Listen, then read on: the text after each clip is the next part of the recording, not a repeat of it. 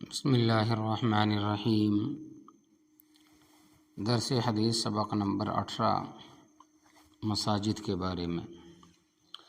حضرت ابو ہریرہ رضی اللہ تعالیٰ عنہ سے روایت ہے کہ رسول اللہ صلی اللہ علیہ وسلم نے فرمایا کہ شہروں اور بستیوں میں سے اللہ تبارک و تعالیٰ کو سب سے زیادہ محبوب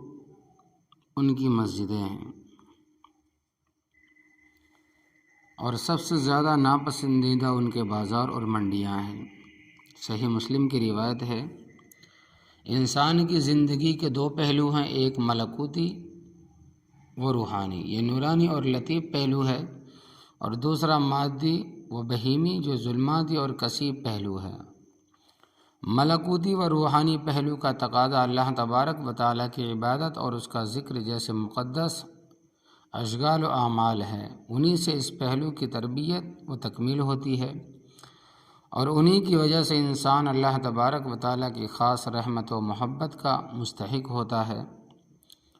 اور ان مبارک اشغال و اعمال کے خاص مراکز مسجدیں ہیں جو ذکر و عبادت سے معمور رہتی ہے، اور اس کی وجہ سے ان کو بیت اللہ سے ایک خاص نسبت ہے۔ اس لیے انسانی بستیوں اور آبادیوں میں سے اللہ تبارک و تعالیٰ کی نگاہ میں سب سے زیادہ محبوب یہ مسجدیں ہی ہیں، اور بازار اور منڈیاں اپنے اصل موضوع کے لحاظ سے انسانوں کی مادی و بہیمی تقاضوں اور نفسانی خواہشوں کے مراکز ہے۔ وہاں جا کر انسان عموماً خدا سے غافل ہو جاتے ہیں، اور ان کی فضا اس غفلت کی کثرت کی وجہ سے ظلماتی اور مقدور رہتی ہے۔ اس لیے وہ اللہ تبارک و تعالیٰ کی نگاہ میں انسانی آبادیوں کا سب سے زیادہ ناپسندیدہ حصہ ہے۔ حدیث کی اصل روح اور اس کا منشا یہ ہے کہ اہل ایمان کو چاہیے کہ وہ مسجدوں سے زیادہ تعلق رکھیں اور ان کو اپنا مرکز بنائیں، اور منڈیوں اور بازاروں میں صرف ضرورت سے جائیں اور ان سے دل نہ لگائیں۔ وہاں کی آلودگیوں سے مثلاً جھوٹ، فریب اور بددیانتی سے اپنی حفاظت کریں۔ ان حدود کی پابندی کے ساتھ بازاروں سے تعلق رکھنے کی اجازت دی گئی ہے، بلکہ ایسے سوداگروں اور تاجروں کو خود رسول اللہ صلی اللہ علیہ وسلم نے جنت کی بشارت سنائی ہے، جو اللہ تبارک و تعالیٰ کے احکام اور اصول و دیانت و امانت کی پابندی کے ساتھ تجارتی کاروبار کریں، اور یہ بالکل ایسا ہی ہے جیسے بیت الخلا غلاظت اور گندگی کی جگہ ہونے کی وجہ سے اگرچہ اصلاً سخت ناپسندیدہ مقام ہے، لیکن ضرورت کے بقدر اس سے بھی تعلق رکھا جاتا ہے، بلکہ وہاں کے آنے جانے میں اور قضاء حاجت میں اگر بندہ اللہ تبارک و تعالیٰ کے احکام اور رسول اللہ صلی اللہ علیہ وسلم کی ہدایات سنت کے لحاظ رکھے تو بہت کچھ ثواب بھی کما سکتا ہے۔ حضرت ابو ہریرہ رضی اللہ تعالیٰ عنہ سے روایت ہے کہ رسول اللہ صلی اللہ علیہ وسلم نے فرمایا کہ جو بندہ جس وقت بھی صبح کو یا شام کو اپنے گھر سے نکل کر مسجد کی طرف جاتا ہے تو اللہ تبارک و تعالیٰ اس کے واسطے جنت کی مہمانی کا سامان تیار کراتا ہے، وہ جتنی دفعہ بھی صبح و شام کو جائے۔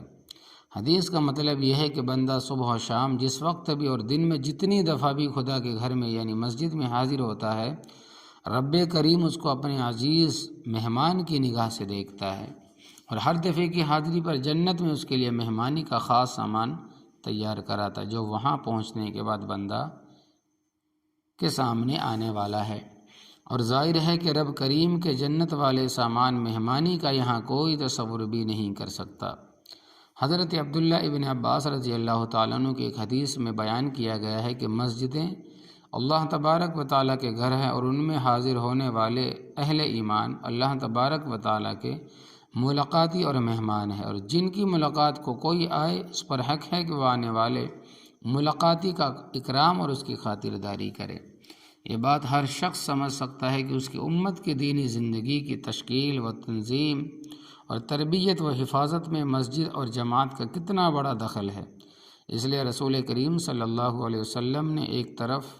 تو جماعتی نظام کے ساتھ نماز ادا کرنے کی انتہائی تاکید فرمائی اور ترک جماعت پر سخت سے سخت وعیدیں سنائی، اور دوسری طرف آپ نے مساجد کی اہمیت پر زور دیا اور کعبۃ اللہ کے بعد بلکہ اسی کی نسبت سے ان کو بھی خدا کا گھر اور امت کا دینی مرکز بنایا، اور ان کی برکات اور اللہ تبارک و تعالیٰ کی نگاہ میں ان کی عظمت و محبوبیت بیان فرما کر امت کو ترغیب دی کہ ان کے جسم خواہ کسی وقت کہیں ہو لیکن ان کے دلوں اور ان کے روحوں کا رخ ہر وقت مسجد کی طرف رہے۔ حضرت ابو ہریرہ رضی اللہ تعالیٰ عنہ سے روایت ہے کہ رسول اللہ صلی اللہ علیہ وسلم نے فرمایا، آدمی کی نماز وہ جو جماعت سے مسجد میں ادا کرے، اس کی اس نماز کے مقابلے میں جو اپنے گھر میں یا بازار میں پڑھے ثواب میں 25 گنا زیادہ ہوتی ہے۔ اور وجہ یہ کہ جب وہ بندہ اچھی طرح وضو کر کے مسجد کی طرف جاتا ہے اور اس آنے جانے میں نماز کے سوا اس کا کوئی دنیاوی مقصد نہیں ہوتا تو اس کے ہر قدم پر اس کا ایک درجہ بلند کیا جاتا ہے اور اسی کی ایک خطا معاف کر دی جاتی ہے۔ پھر جب وہ نماز پڑھتا ہے تو فرشتے اس وقت تک برابر اس کے حق میں عنایت اور رحمت کی دعا کرتے رہتے ہیں جب تک کہ وہ نماز پڑھنے کی جگہ میں رہے۔ ان فرشتوں کی دعا یہ ہوتی ہے، اے اللہ اپنے اس بندے پر خاص عنایت فرما، اس پر رحمت فرما، اور جب تک تم میں سے کوئی نماز کے انتظار میں مسجد میں رہتا ہے اللہ تبارک و تعالیٰ کے نزدیک اور اس کے حساب میں وہ برابر نماز ہی میں رہتا ہے۔ مسجد میں جماعت سے نماز پڑھنے پر یہ بنسبت گھر اور دکان وغیرہ کے 25 گنا ثواب اور راستے کے ہر قدم پر ایک درجے کی بلندی اور ایک گناہ کی معافی، یہ کتنی بڑی نعمت اور کتنی ارزاں دولت ہے۔ اور پھر بھی اس سے بھی آگے فرشتوں کی دعا کیسی عظیم نعمت ہے۔ اس کے علاوہ اس حدیث کی ایک دوسری روایت میں فرشتوں کی اس دعا میں اس کا اضافہ بھی ہے، اے اللہ اس بندے کی مغفرت فرما دے، اس کی توبہ کو قبول فرما لے۔ نیز اسی روایت کے آخر میں ایک اضافہ یہ بھی ہے کہ نماز کے بعد مسجد میں بیٹھنے والے اس بندے کے حق میں فرشتے یہ دعائیں اس وقت تک برابر کرتے رہتے ہیں جب تک وہ کسی کو اپنے ہاتھ یا اپنی زبان سے ایذا نہ پہنچائے، تکلیف نہ پہنچائے یا اس کا پھر وضو نہ ٹوٹ جائے۔ تو یا اللہ ہم سب کو نبی کریم صلی اللہ علیہ وسلم کی سچی محبت عطا فرمائیے، اور ہمیں اپنے بچوں کو بھی آپ صلی اللہ علیہ وسلم کی محبت اور اس کے تقاضے سکھانے کی توفیق عطا فرمائیے۔ یا اللہ ہم سب کو اپنے عقائد، عبادات، معاملات، معاشرت اور اخلاق میں علماء حق کی تعلیمات کے مطابق درست کرنے کی نصیب عطا فرمائیے، آمین یا رب العالمین۔